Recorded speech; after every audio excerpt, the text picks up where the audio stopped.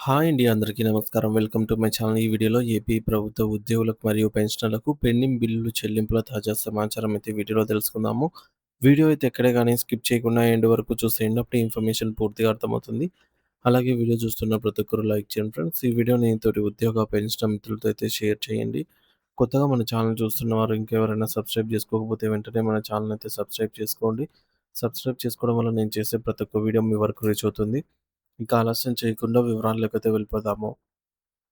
ఆంధ్రప్రదేశ్ రాష్ట్రంలో పనిచేస్తున్న ప్రభుత్వ ఉద్యోగులు మరియు ఉపాధ్యాయుల లోకం తమ న్యాయమైన హక్కుల సాధన కోసం ప్రస్తుతం పోరాట బాట పట్టారు. విజయవాడలోని ధర్నా చౌక్ వేదికగా ఉపాధ్యాయ సంఘాల సమైక్య ఫ్యాక్ట్‌పో ఆధ్వర్యంలో జరుగుతున్నటువంటి నిరసన కార్యక్రమాలు ఇప్పుడు రాష్ట్ర వ్యాప్తంగా చర్చనీయాంశంగా మారాయి. తమ దీర్ఘకాలిక సమస్యల పరిష్కారం కోసం ఉపాధ్యాయులు చేపట్టిన నిరాహార దీక్షలు రెండో రోజుకు చేరుకోవడంతో ఉద్యమం మరింత ఉధృత రూపం దాల్చింది.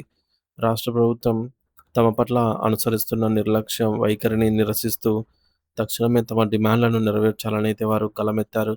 కేవలం మాటలకే పరిమితం కాకుండా ప్రభుత్వం దిగొచ్చే వరకు తమ పోరాటాన్ని ఆపబోమని ఉపాధ్యాయ నాయకులు భీష్మించుకొని కూర్చున్నారు.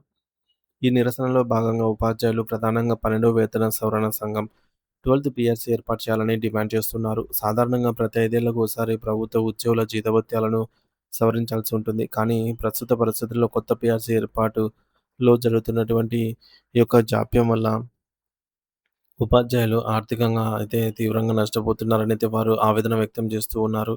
మరి పీఆర్సీ నివేదిక రావటానికి మరియు అది అమల్లోకి రావడానికి చాలా సమయమైతే పడుతుంది కాబట్టి, ఆలోగా ఉపాధ్యాయులకు తక్షణమే ఆర్థిక వెసులుబాటు కల్పించేందుకు 30% మధ్యంతర భృతిని ఐఆర్ వెంటనే ప్రకటించాలని వారు పట్టుబడుతున్నారు. నిత్యావసర వస్తువుల ధరలు ఆకాశాన్ని తాకుతున్న తరుణంలో పెరిగిన ఖర్చులకు అనుగుణంగా తమ వేతనాలు పెరగకపోతే కుటుంబాల పోషణ భారమవుతుందని వారు వివరిస్తున్నారు.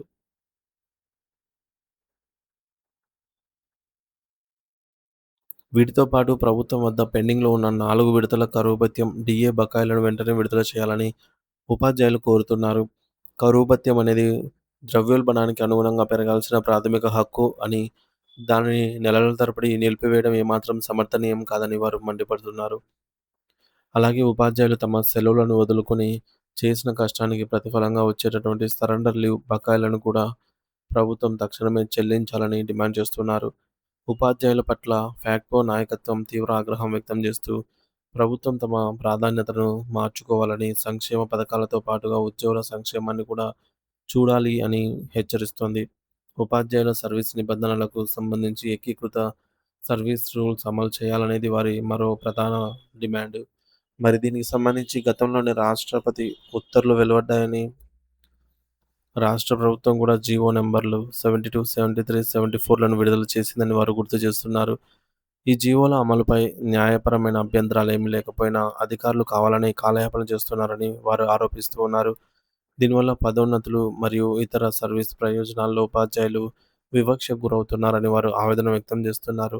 అలాగే స్థానిక సంస్థల పాఠశాలల్లో పనిచేస్తూ మరణించిన ఉపాధ్యాయుల వారసులకు కారుణ్య నియామకాలు చేపట్టకపోవడం వల్ల ఆ కుటుంబాలు ఆర్థికంగా చితికిపోతున్నాయని, తక్షణమే ఈ నియామక ప్రక్రియను ప్రారంభించాలని వారు డిమాండ్ చేస్తున్నారు.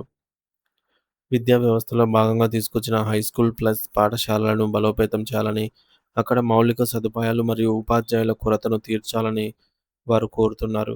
విజయవాడలోని ధర్నా చౌక్‌లో ఆదివారం జరిగిన రెండో రోజు దీక్షలో రాష్ట్రంలోని వివిధ జిల్లాల నుంచి ఉపాధ్యాయులు భారీగా తరలివచ్చారు. ముఖ్యంగా పార్వతీపురం, మన్యం, అల్లూరి సీతారామరాజు వంటి ఏజెన్సీ ప్రాంతాల నుంచి, అలాగే కాకినాడ, ఏలూరు, గుంటూరు, ప్రకాశం, శ్రీ సత్యసాయి జిల్లా, కర్నూలు జిల్లాల నుంచి వందలాది మంది ఉపాధ్యాయులు తరలివచ్చి ఈ ఉద్యమానికి మద్దతు పలికారు. ఫ్యాక్ట్‌పో చైర్మన్ ఎల్. సాయి శ్రీనివాస్ మరియు ప్రధాన కార్యదర్శి చిరంజీవి మాట్లాడుతూ, చంద్రబాబు నాయుడు గారి ప్రభుత్వం ఉద్యోగులు మరియు ఉపాధ్యాయుల సమస్యలను పరిష్కరించడంలో తీవ్ర నిర్లక్ష్యం ప్రదర్శిస్తోందని విమర్శించారు. ప్రభుత్వ ప్రాధాన్యత జాబితాలో ఉద్యోగులు లేరని, అందుకే తమ సమస్యలు ఏళ్ల తరబడి మూలన పడుతున్నాయని వారు స్పష్టం చేశారు. ఫ్యాక్ట్‌పో కోరుతున్న న్యాయమైన 17 డిమాండ్లను పరిష్కరించకపోతే రాబోయే రోజుల్లో రాష్ట్ర వ్యాప్తంగా పాఠశాలను మూసివేసి భారీ ఎత్తున ఉద్యమాన్ని ఉధృతం చేస్తామని వారు హెచ్చరించారు.